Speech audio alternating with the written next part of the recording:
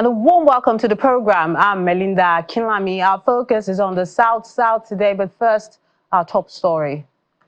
In Edo State, the district head of Kanya, Isa Daya, has died in captivity after being abducted alongside 8 others on Sunday night. Despite efforts by a joint security team comprising soldiers, police, civil society and vigilantes, Mr. Daya succumbed to a head injury inflicted by his captors. The police spokesperson, Nafiu Abubakar, who confirmed the incident, urged the public to provide any information that could lead to the arrest of those behind the district head's death.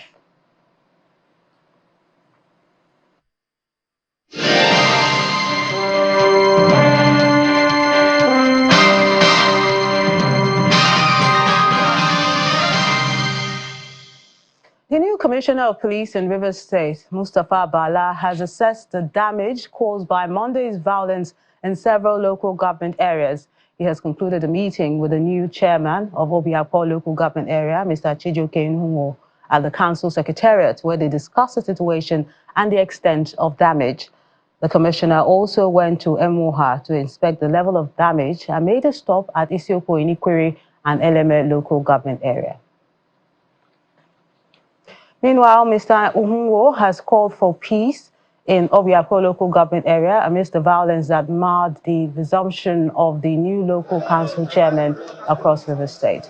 The crisis saw the burning of secretariats in Ikwiri, Eleme and Emuha, as well as shootings in Ahoda East, as well as Obio local government areas.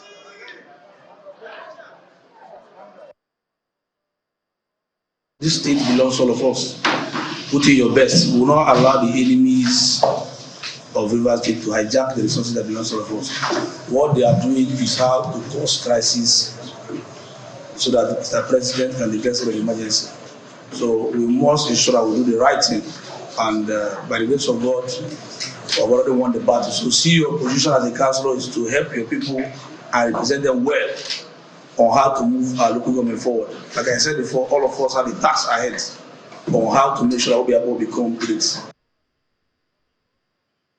The chairman told the council stakeholders that Obio is a metropolitan hub, and under his leadership, human capital development will be prioritized.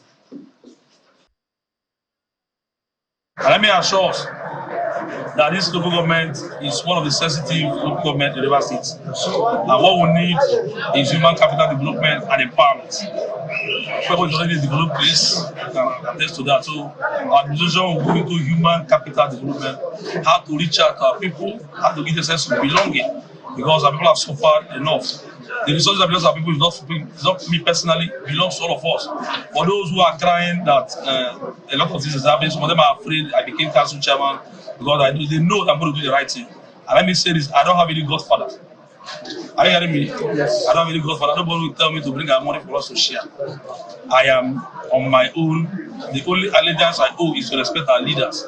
But nobody says he's going to, I should come to his house for us to share the council money. I won't do that. So I have to tell our people that the money in our council belongs to us. To other issues in Rivers State, the Minister of Works, Mr. David Umahi, has set a completion target date of June 2025 for the LMS section of the East-West Road. Mr. Umahi made this known while inspecting a variety of federal government road projects in the state. Interacting with the engineers, Mr. Umahi expressed concern about the absence of adequate expatriates on the site, as well as the specifications of the road not being met. He also made a stop at the Bodo Boni Road, where he revealed that 280 billion naira has been approved for its completion, and then visited the Ahoda section of the East-West Road to see the new bridges designed to tackle any future flood activity. Every month, I must visit the site to ensure that the progress of work is achievable within the time that we are looking at.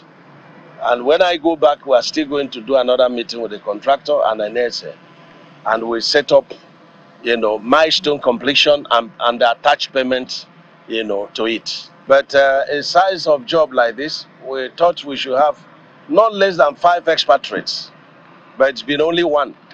So when I complain about, expatriate firms, not having adequate equipment and adequate personnel, I know what I'm talking about. A job like this should have not less than 5 expatriates on site, not to talk about the expatriate that will be at the yard to correct the concrete mix ratio. I directed the last time that dry mix should stop on this project. I do not know whether you have carried out that. We don't want dry mix. We want, ready mix. And I directed that you should also expand your paver so that you'll be able to lay about 12 meters at a go. And your MD promised to do that. We don't want to have multiple joints on this project. There must be a time limit at which you must do the right thing. So, and we are appealing to you that you can use this, but by January 2025, God's special grace, keeping us alive, we will not allow you to continue to use this.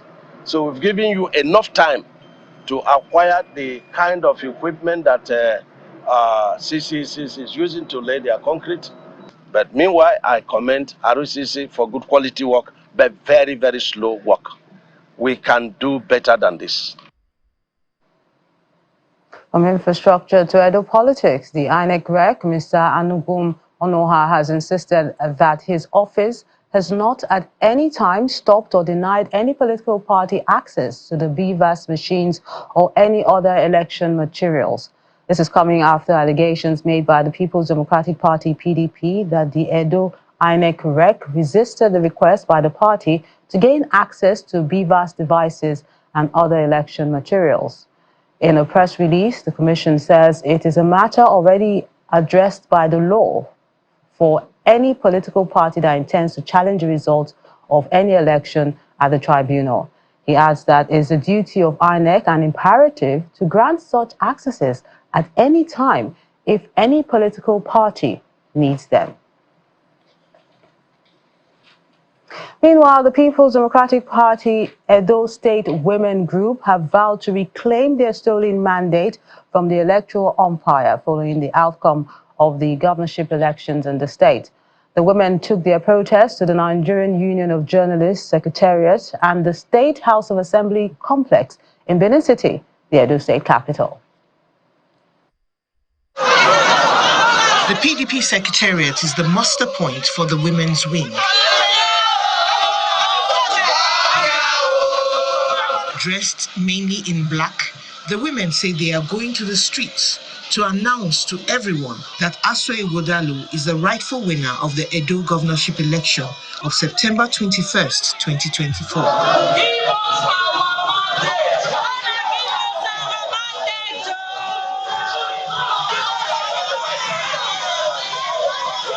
The first destination is the Secretariat of the Nigerian Union of Journalists. Edo people came out to vote for AI. Asue Ighodalo. You can see we mothers are here today. We are in pain. We are mourning. We are on plan. Telling them to give us back our stolen mandate. Our stolen mandate. That mandate was given to AI and to Saradio Oke as the deputy. The protest march resumes on the streets along the popular King Square axis in Benin City. The movement terminates at the front of the State House of Assembly complex. Again, there's a message.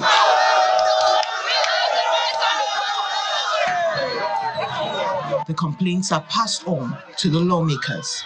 We are not fighting, but we are just protesting for our mandate to be given to us. This is a very peaceful protest. You see the way we have been going about it, doing the right thing at the right time. We are very, very responsible mothers. We have grandchildren. The police should stay off this. The soldiers should stay off this. INEC should bring all the papers in their possession so that they will read, they will review and give us back our mandate.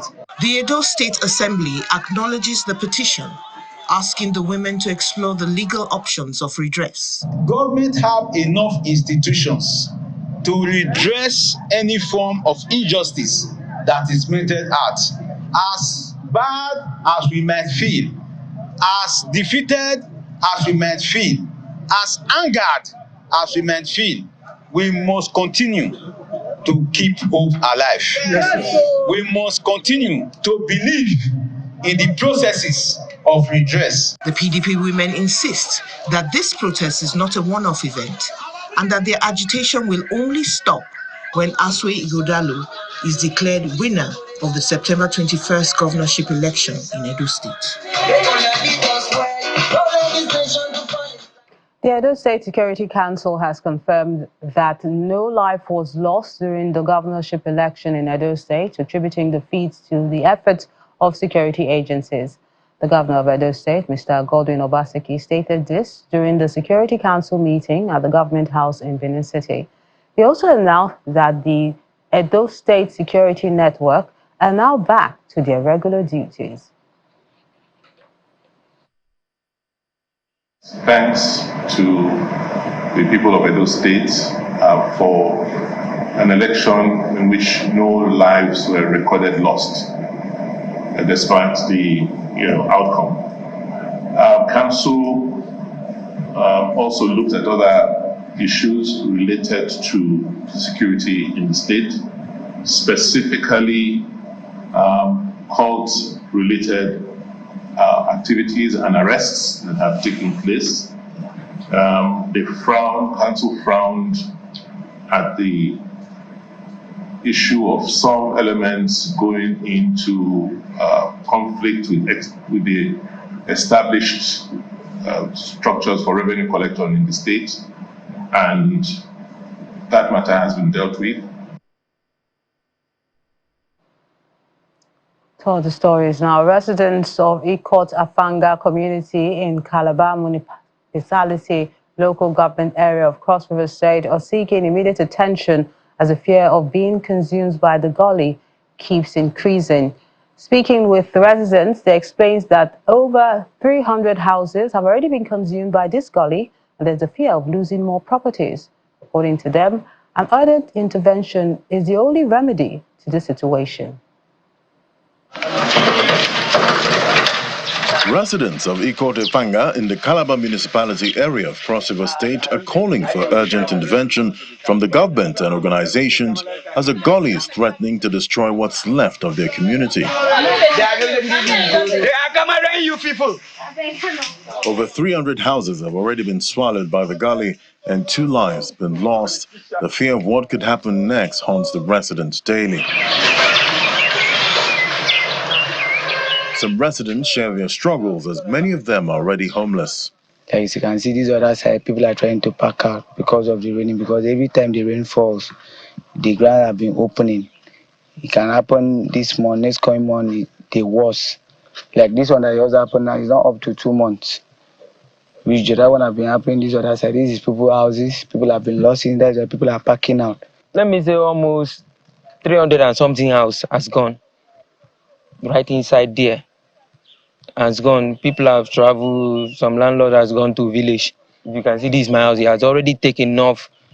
This my dad's compound. It was somewhere there.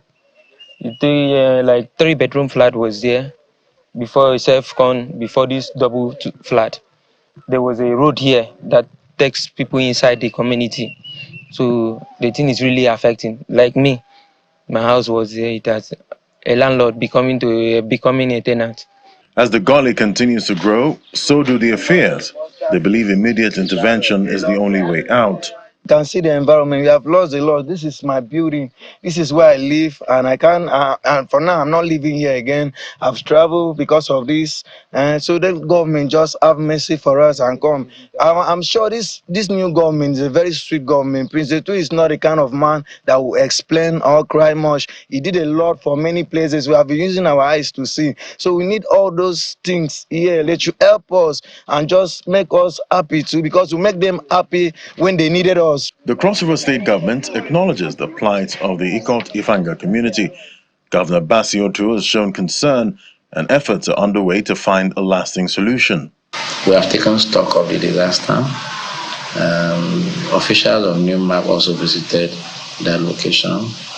I can assure them that in the coming days, government will come up with, if not permanent solutions, but some palliative actions that will be able to sustain the existence of the community and protect their properties for them to continue to habit and cohabit in that area.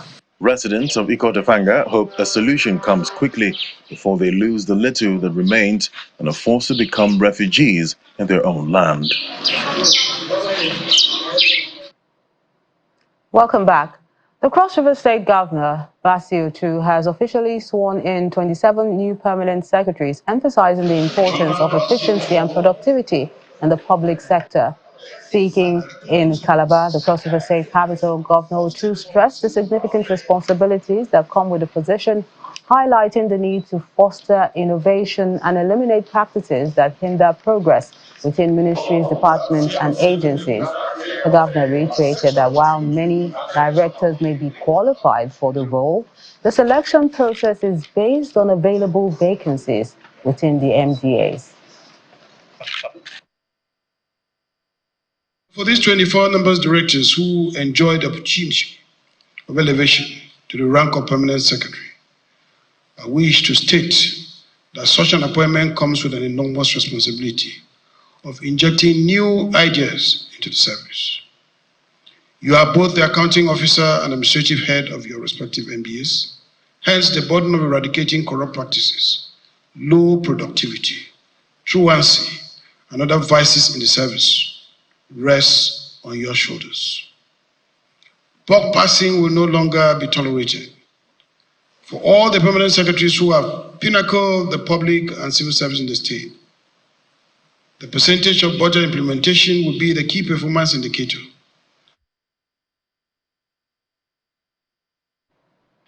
The Delta State government has taken deliberate steps to enlighten students in tertiary institutions to shun drug abuse, cultism, sex for marks, prostitution, crime, as well as other social devices.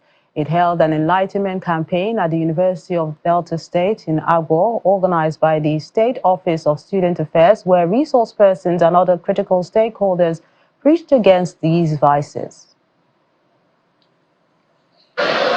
This gathering of students and other stakeholders at the University of Delta, Akpor, is a call to action to address the social challenges facing Nigerian youth, particularly those in higher institutions. It is a sensitization campaign titled "Don't Go There, There's Danger," organized by the Delta State government through the Student Affairs Office. The aim is to tackle issues like cultism, drug abuse, prostitution, and other social vices that affect academic institutions. In his opening remarks, the executive assistant to the Delta State Governor on Student Affairs emphasizes the importance of the event and the choice of a higher institution as the platform for spreading this vital message. We must ask ourselves, how can we allow our future leaders to be ensnared by such destructive ideologies? Moreover, the insidious nature of drug abuse has seeped into our campuses, leading to devastating consequences for both individuals and communities. The habit of escaping reality through substance use by self-tempting, but we must remind our students that such choices only lead to a path of self-destruction.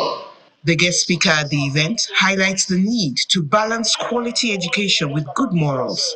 He points out that while institutions offer growth and self-discovery, they also expose students to negative influences that can derail their dreams. If there is any critical issue that is affecting us in Nigeria today, and the stakeholders are discussing every now and then, is the quality of education.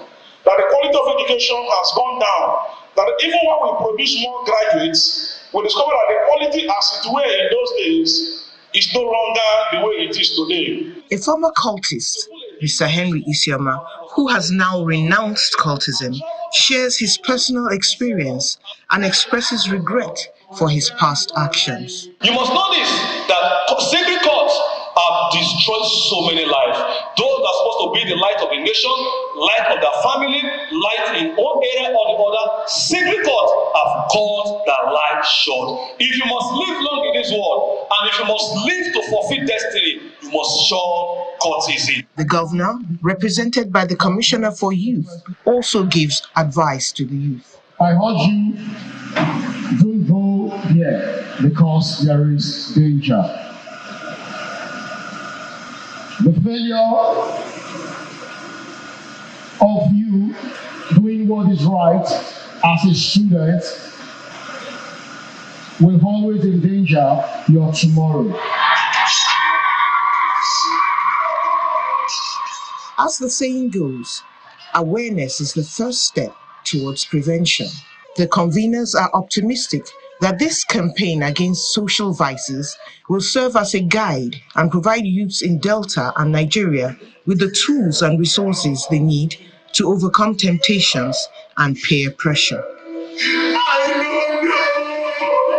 Again, my final advice, they say, you as a youth, follow Jesus Christ.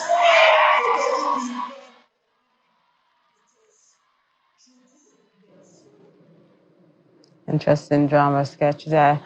And finally on the program, the Akwa Ibom State Governor, Pastor Umo Eno, has expressed gratitude over the soothing gesture of his colleagues and other kind-hearted Nigerians as he grieves the death of his wife, Pastor Patience Umo Eno. Governor Eno expressed these sentiments when state chief executives under the auspices of the Nigeria Governors Forum paid him a condolence visit at the Hilltop Mansion Government House in Obio.